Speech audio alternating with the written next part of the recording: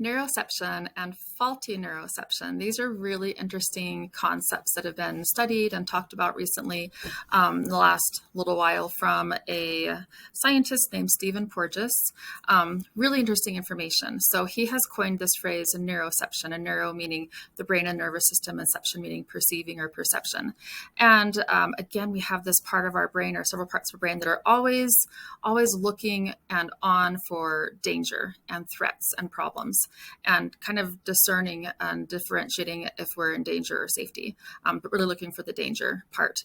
And so it's always on, just like we talked about with the false alarms that safe, the smoke alarms, always on. We don't ever turn the smoke alarm in our house off.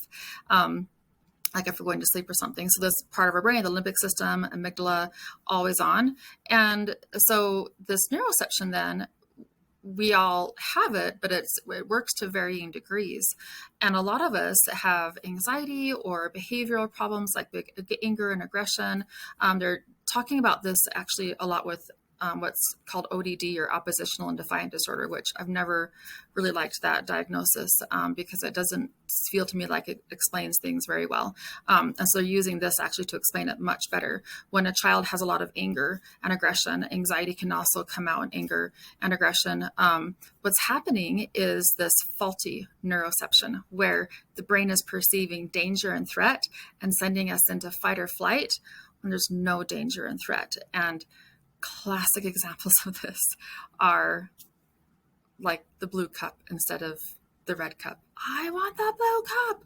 Or this is, I won't say any names, but when I was a kid, we went to California to visit some family, and we went to Disneyland, and we had this old like camper, and we took a break from Disney and went to the camper to have dinner.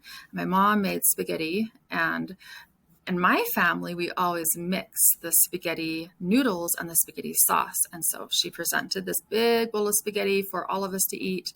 And my cousin, in their family, they always had a bowl of noodles and a bowl of sauce. And his brain saw this and had that faulty neuroception, perceived this as a huge problem, and he totally went into not flight of the fight or flight, but the fight part of fight or flight. Just lost it for, I don't remember how long, but it was a pretty big deal. So here we have this big outburst, screaming, crying, just totally out of control, forest fire.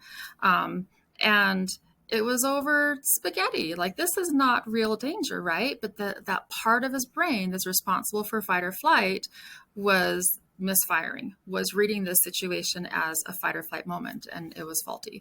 So this is helpful to understand in ourselves if we have this experience of getting upset or shutting down, or getting out of a situation or avoiding situations. It's helpful to understand, like, wait a second, okay, this is my brain misinterpreting things, and this is faulty neuroception. It's also helpful if we have kids to understand, okay, they're having this big reaction, and it's not because they're choosing to be a pain right now. It's not because they're just trying to get attention, which is one of my most hated phrases that we have, or they're trying to be manipulative or things like that. Their brain is having kind of a malfunction in a way.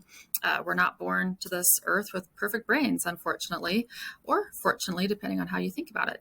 And so there is this faulty neuroception that is happening. The great news is that we can, by what we're doing in therapy, we can rewire the brain and help teach children and teenagers and ourselves, adults, how to think about things differently and how to correct this and rewire the brain.